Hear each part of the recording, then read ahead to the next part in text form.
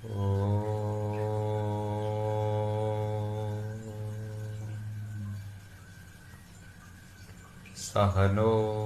भवतु सहनौ भुनक्तु सह वीर्यं करवावहै तेजस्विनः वधीतमस्तु। नमस्ते रुद्रमन्यवौतोतैखवे नमः। ओम शांति शांति शांति। आज भागवत के अनुसार समास विधि के प्रथम अध्याय में सनकादि ऋषियों ने सूत जी से 6 प्रश्न किए। प्रश्न क्या है? पहला प्रश्न है, जीव मात्र का कलयुग में कल्याण कैसे होगा? और दूसरा प्रश्न किया कि शास्त्र बहुत हैं, लेकिन पढ़ने का, अध्ययन करने का समय नहीं है। अगर समय है तो इतनी बुद्धि नहीं है, तो हमें इनका सार बताइए, सभी शास्त्रों का सार बताइए। और तीसरा प्रश्न करते हैं कि भगवान सर्वशक्तिमान है, तो बार बार अवतार क्यों लेते हैं? और चौथा प्रश्न पूछा कि भगवान अवतार कब लेते हैं, कैसे लेते हैं, क्यों लेते हैं? कहा कि हमको पूरा वर्णन बताइए भगवान का, क्योंकि आजकल हमारे भारत में एक नए दिन आए, भगवान जन्मते हैं, पैदा होते हैं। इसलिए उन्होंने पूछा कि हमको पूरा संक्षिप्त वर्णन बताइए।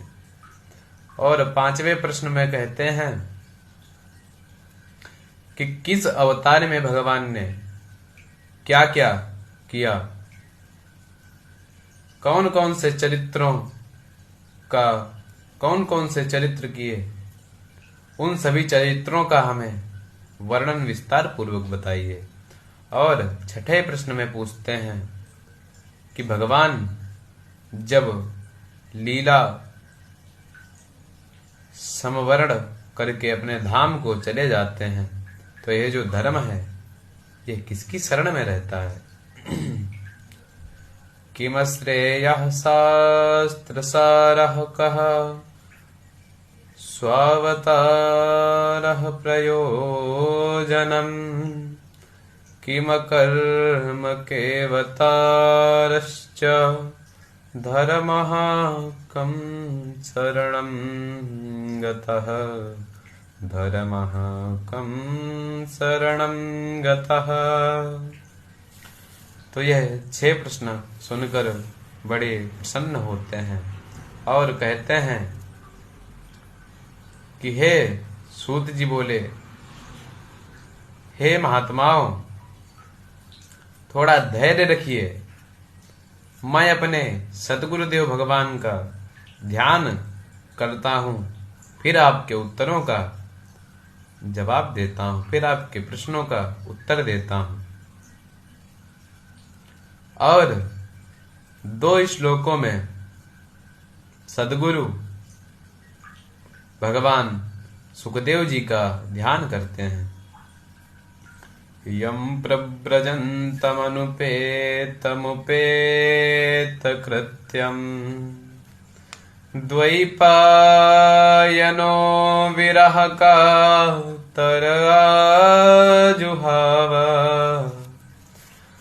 पुत्रेति तन्मयतया तरवोभिनेदु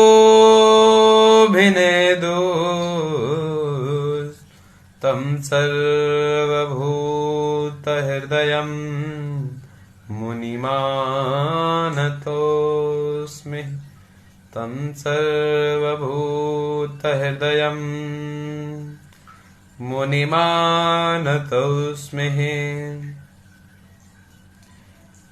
यः स्वानुभावमखिल श्रुतिसारमेक मध्यात्मदीपमतिते अतिर्षितां तदोन्धम् संसारिणां करुणया ह पुराणगुह्यम् तं व्याससुनुमुपयामि गुरुं मुनीनाम्।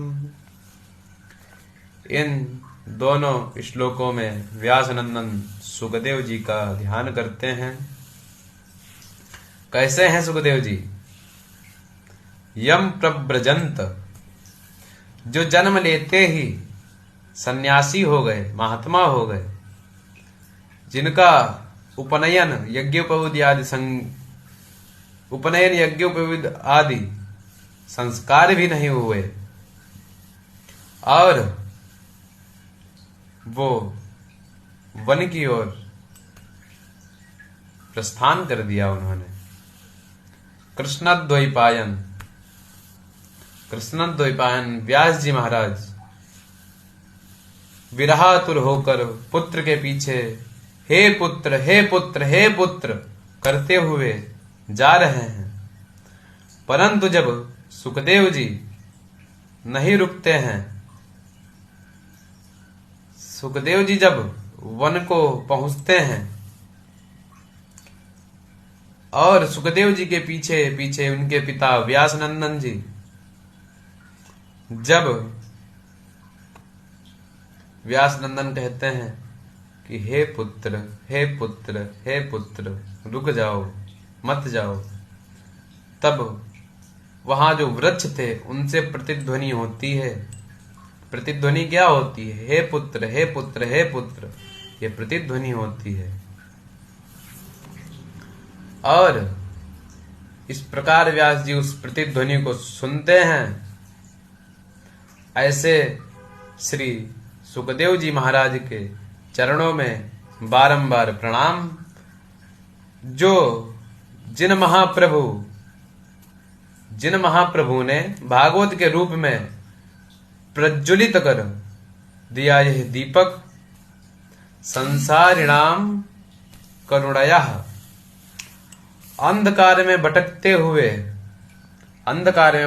हुए सांसारिक जीवों पर करुणा आ गई, इसलिए उन्होंने अध्यात्म का दीप जलाकर अध्यात्म पाठ जगत को जिन्होंने सुझाया दिखाया, यह व्यासनंदन भगवान सुखदेव जी के चरणों में हमारा कोटि कोटि बारंबार प्रणाम।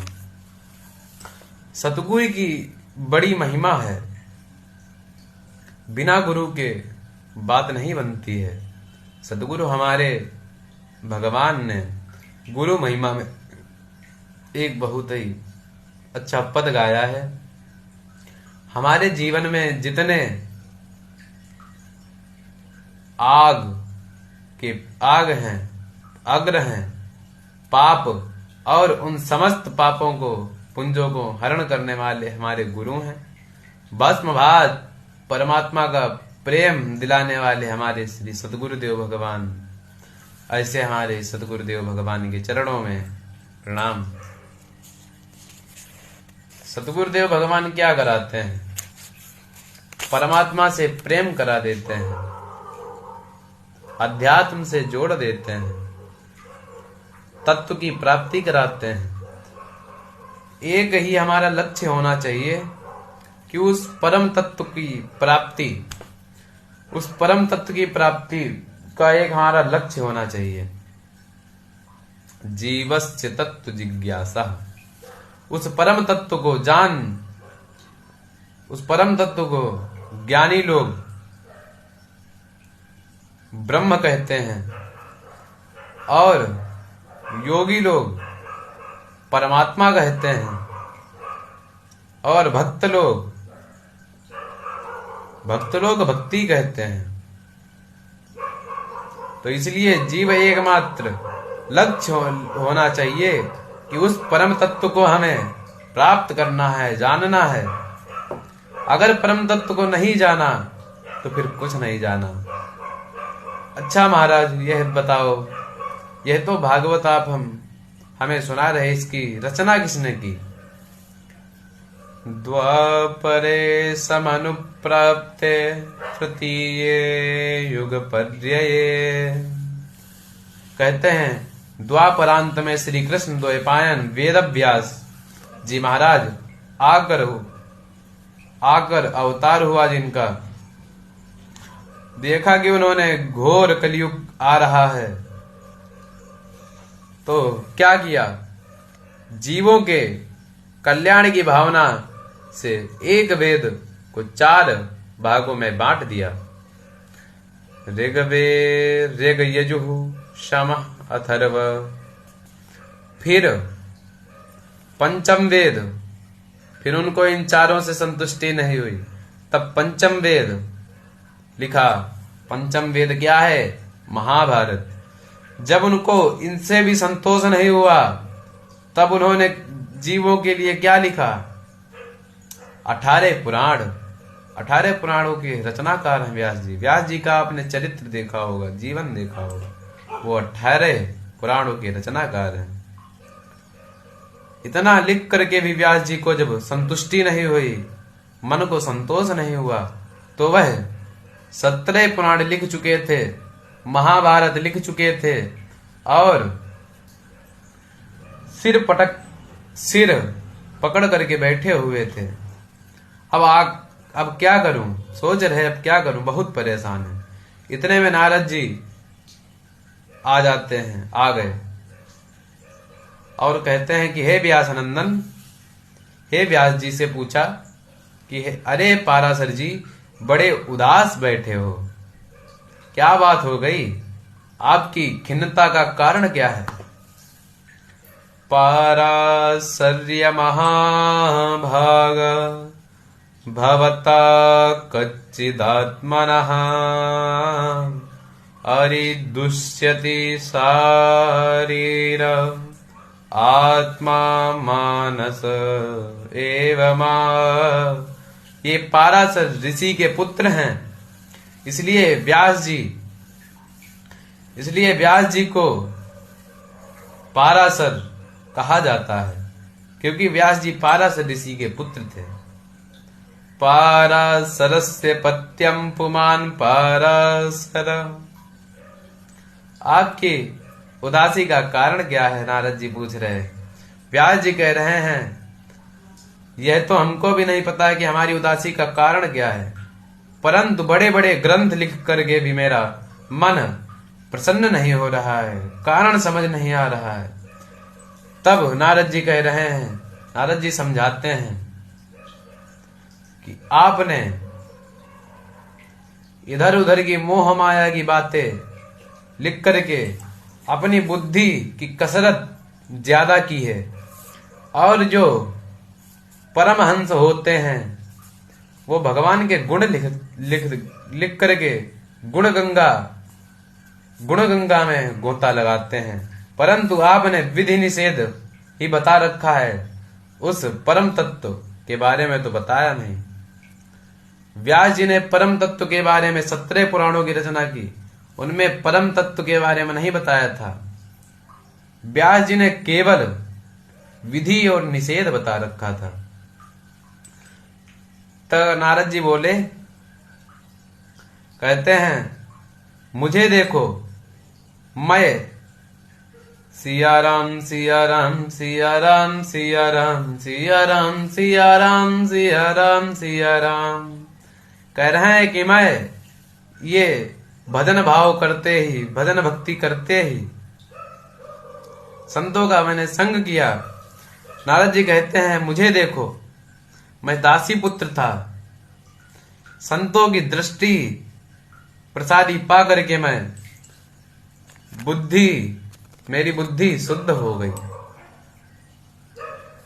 और नारद जी कह रहे हैं कि मैं एक दिन भजन कर रहा था, तो गोविंद जी प्रकट होते हैं। गोविंद जी आकर के हमको वीणा देते हैं और कहते हैं कि इस वीणा पर वीणा वादन करके नाम का गुणगान करो। सिया राम जय राम जय जय राम, सिया राम जय राम जय जय राम करें कि वीणा पर वीणा वादन करके और गोविंद नाम का प्रसाद ग्रहण करो। गोविंद नाम जो है वो अति श्रेष्ठ है। नारद जी कहते हैं, देवदत्त भीमां वीणा स्वर ब्रह्म विभूषिता, देवदत्त भीमां वीणा स्वर ब्रह्म विभूषिता। कह रहे हैं, स्वयं यो राजते नादः स्वसुरः परिकीर्तितः, स्वरचनिखिलं व्याप्तं तदविज्ञेयं पृथक् पृथक्। जय श्री राधे, जय श्री राधे श्याम।